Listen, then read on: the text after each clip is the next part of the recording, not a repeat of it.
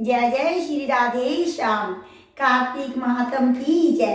कार्तिक का पवित्र मंत्र शुरू हो चुका है। इस मास में धर्म कर्म करने से, दीप दान करने से, श्री हरि विष्णु जी की पूजा, तुलसी पतवारी की, गो ब्राह्मण की पूजा करने से अनंत फल प्राप्त होता है। तो सभी अध्याय की कथा मैंने अपने चैनल पर वीडियोस पब्लिश कर दी हैं। तो आज हम 10वें अध्याय का पाठ करेंगे। ओम श्री गणेशाय नमः।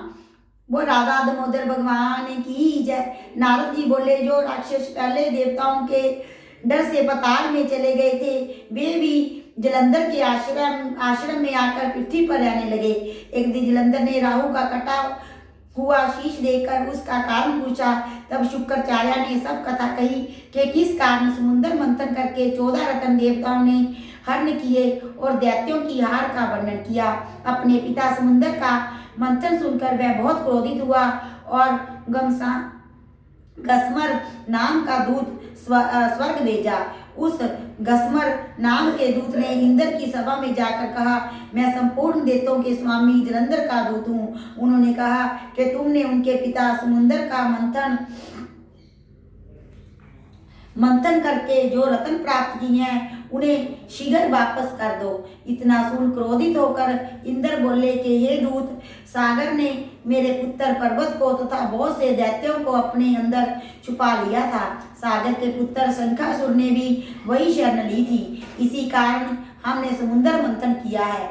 जब दूत ने यह सब समाचार जलंधर को सुनाया, तब क्रोध से कांपता हुआ और देवताओं को जीतने का विचार किया। अतः करोड़ों शुभ निशुंभ आदि सभी दैत्यराज सेना लेकर आ गए और उन्होंने स्वर्ग में नंदन वन पर अधिकार कर लिया। तब देवता भी अस्त्र शस्त्रों से सुसज्जित होकर अमरावती से बाहर निकले और देवता और असुरों का युद्ध आरंभ हो गया। दोनों ओर के योद्धाओं के मरने से रुद्र की धारा बहने लगी तथा भूमि लाल हो गई। युद्ध में मारे दानवों को मृत संजीवनी विद्या के प्रभाव से शुक्राचार्य ने जीवित कर लिया।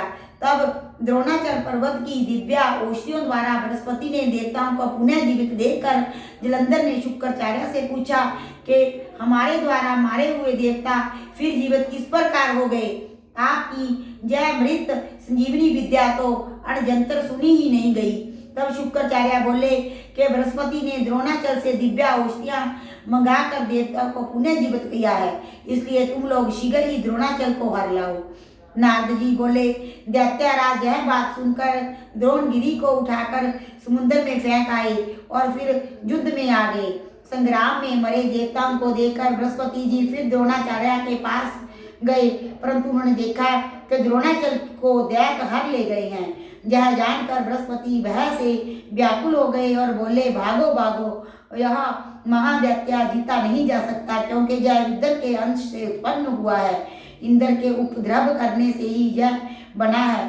बृहस्पति की यह बात सुनकर देवता भय से विचलित होकर 10 दिशाओं में भाग गए। सागर पुत्र जलंधर ने देवताओं को भागता देख शंख ध्वनि के साथ अमरावतीपुरी में प्रवेश किया।